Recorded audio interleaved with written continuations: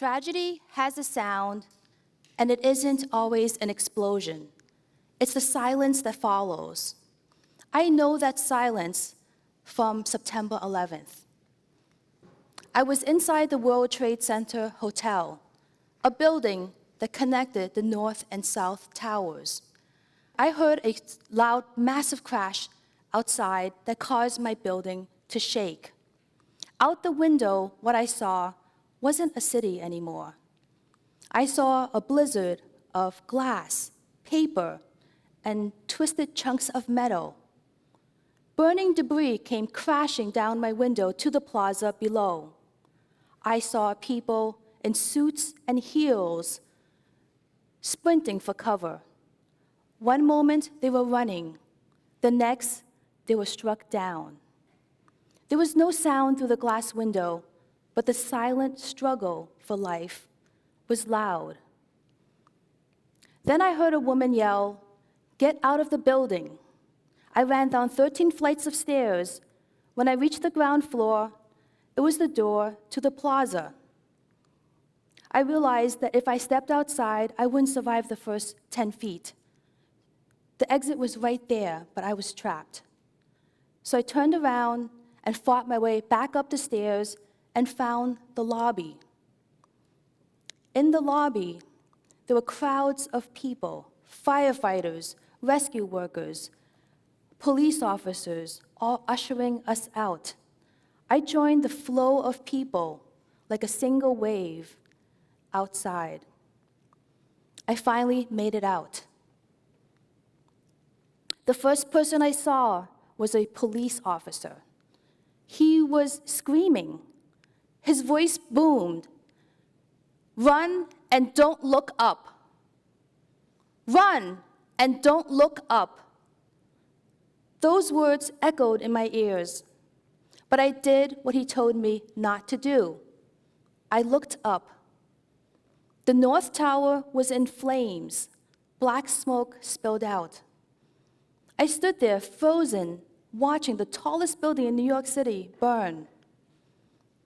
Then the unthinkable happened. I saw bodies falling.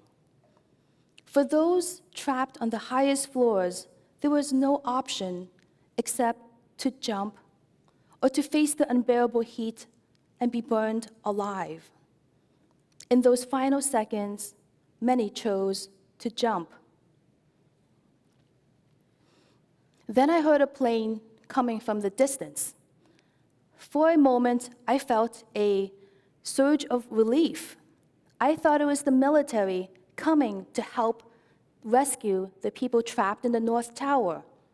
But the relief didn't last. The plane flew over my head and crashed into the South Tower. It didn't just hit the tower, it vanished into it. The streets were then filled with screams. It felt like the end of the world. Everyone started running for cover. I ran with them.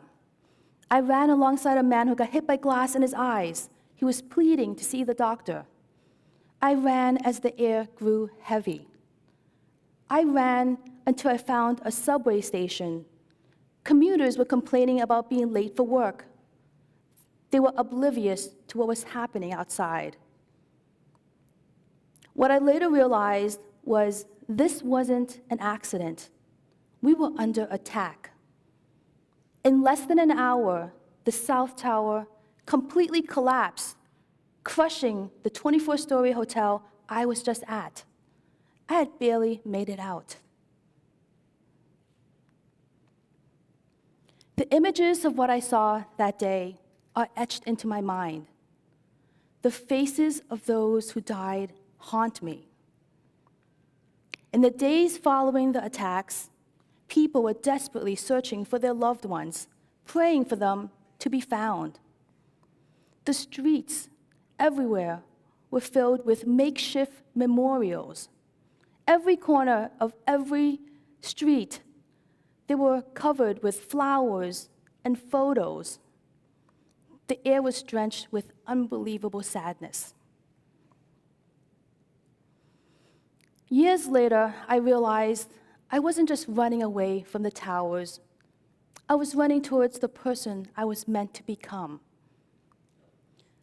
The fear that had sent me running from the towers transformed into a different kind of search, a search for meaning. In the chaos that followed 9/11, I created the first grassroots database to help locate the missing. It was used globally. I started a nonprofit charity to unite thousands. I connected with people from the building I was in, and we shared stories of how we escaped. And I realized those stories aren't just memories, they're history.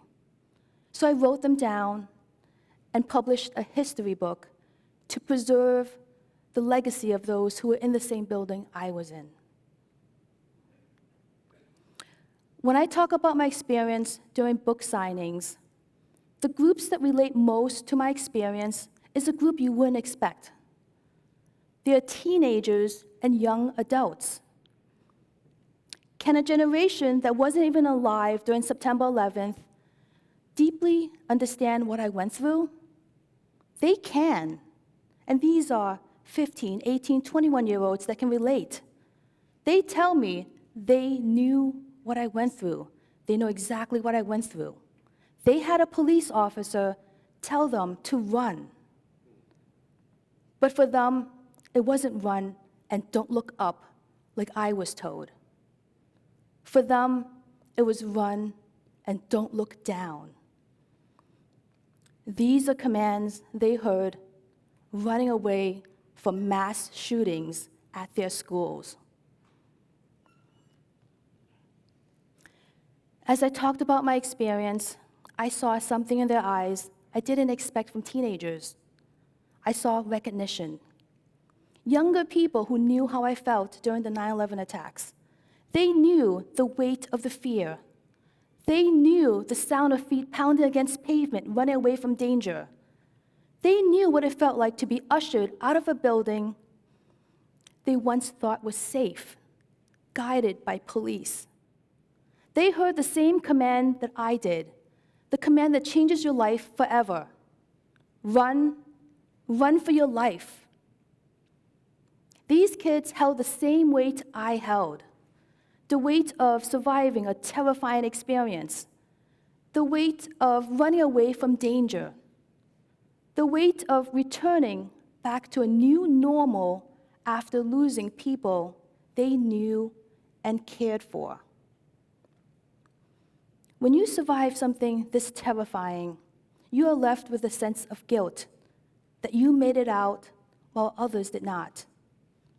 But it also left me with a renewed sense of purpose and gratitude of my life. I spent years searching for the pillars of purpose, and I found them in 3 principles. 11 words that I read from a passage years ago. Something to do, someone to love, and something to look forward to. Something to do is what gets you out of bed every morning. It's what grounds you. If you don't know, find your purpose. Someone to love is community and connection. Togetherness allows us to thrive, not just survive. It's the community that holds you. I found my community with the 9/11 survivors. I also found my community right here at Brown. After the shooting on campus in December, I saw a reflection of my younger self. I remember that feeling in New York. The walls of the city felt like they were caving in. I didn't feel safe. I needed to breathe air that didn't taste like fear. I knew these students had the same pull to get off campus, to escape the shadow of what had just happened. So 2 days after the shooting, I started outreach. I didn't just organize events, I created an exit. I knew I had to give the students an opportunity to step away temporarily from the site of their pain. Because sometimes the first step towards healing is giving yourself permission to leave. We often talk about community as a nice idea, but in the wake of tragedy, it is a lifeline. And finally, something to look forward to.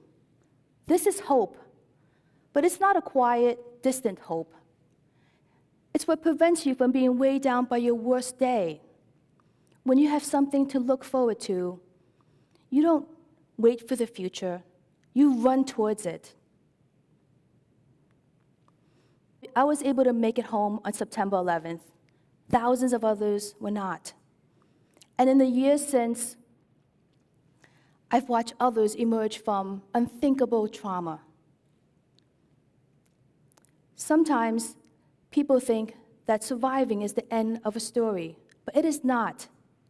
Sometimes your purpose is found near your greatest pain. Your purpose is waiting for you in the present. Find you something to do. Find you someone to love, and find you something to look forward to. On September 11th, I had a police officer scream at me to run and don't look up. In school shootings, kids are told to run and don't look down. They must do that to stay alive at that moment. But in order to truly live and move forward, you must do the opposite. Don't run away from living. Look up, look at the sky and be grateful you can see it. Look down, see the ground beneath you and know it is solid. And most importantly, look at each other for community. Look everywhere to find the pockets of goodness. Thank you.